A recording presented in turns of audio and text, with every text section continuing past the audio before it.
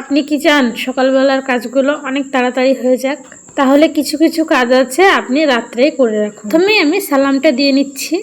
আসসালামু আলাইকুম। হাসিনার লাইফস্টাইল অ্যান্ড ব্লগে আপনাদেরকে ওয়েলকাম। আমার একটা ছোট্ট 1.5 বছরের মেয়ে আছে। ঘুম থেকে উঠে আমার মেয়ে অনেক দুষ্টুমি করে, তার জন্য আমার সকালের কাজ অনেক দেরি হয়ে যায় করতে। তার জন্য আমি কি করি, বেশিরভাগ সকালের কাজটা রাত্রে করে রাখার চেষ্টা করি। যেমন আমি রাত্রে খাবার খেলাম, সেই বাসনগুলোই আমি রাত্রেই ধুয়ে রাখছি।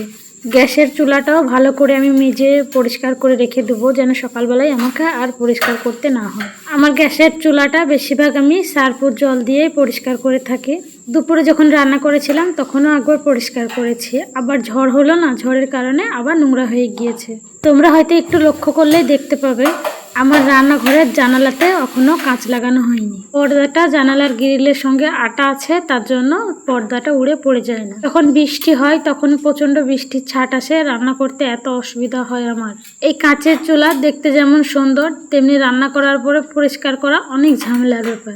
একটু নোংরা হলেই বোঝা যায় যে চুলাটা নোংরা হয়েছে। আর যে দেশি চুলাগুলো হয় ওগুলো নোংরা হলে খুব একটা বোঝাও যায় না, আবার অল্প ক্লিন করলেই 2-3 দিন অনায়াসেই চলে যায়। গ্যাসের চুলাটা সার্ফ জল দিয়ে আমি দলিয়ে রেখেছিলাম, এখন সেটা আমি শুকনো নেতা দিয়ে কিছুক্ষণ পরিষ্কার করে নেওয়ার পরে তারপরে আবার ভিজা নেতায় করে একটু পরিষ্কার করে নেব। ভিজা নেতায় পরিষ্কার করলে আরও সুন্দরভাবে গ্যাসের চুলাটা ক্লিন হয়ে যাবে।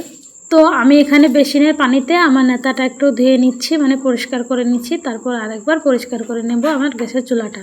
এই গ্যাসের চুলাটা আমি কিনেছি প্রায় 5-6 বছর আগে, কিন্তু ইউজ করছি মাত্র 2 বছর কি 1.5 বছর হবে। যখন কিনেছিলাম তখন আমার সুন্দর একটা রান্নাঘর ছিল না, এখন সুন্দর একটা রান্নাঘর হয়েছে। তারপরে আমি চুলাটা বসিয়েছি।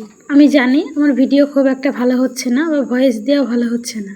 আপনাদের কাছে আমার একটাই অনুরোধ রইল, ভিডিওতে কোথাও যদি ভুলভ্রান্তি হয়ে থাকে আমাকে ক্ষমার দৃষ্টিতে দেখবেন, আর কোথায় কি ভুল হচ্ছে আমাকে একটু কমেন্ট করে বলবেন যে দিদি তোমার এখানে ভুল হচ্ছে, তুমি এটা শুধিয়ে নাও। আর একটা কথা বলছি, ভয়েস দেওয়ার টাইমে একবার আমি তুমি বলেছি, একবার আপনি করে বলেছি।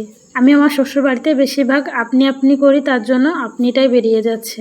আমি কিন্তু আমার বন্ধুদেরকে তুমি আমিই করতে চাইছি। তুমি আমি ভাষাটা বড়ই আপন আপন লাগে। এই দেয়ালগুলো 2 দিন ধরে পরিষ্কার করা হয়নি, তাই ওই ভিজা নেতাটা দিয়েই একটু পরিষ্কার করে নিলাম। এই দেয়ালগুলা খুব একটা নোংরা হয় না, যদি খুব গভীরভাবে কেউ লক্ষ্য করে তবেই বুঝে দেবে 2-1টা ধুলোর দাগ। এখন আমার সব মোছামুছি কমপ্লিট হয়ে গিয়েছে। এখন আমি ওভেনের স্ট্যান্ডগুলো যেখানে যা সেখানে করে রেখে দিচ্ছি।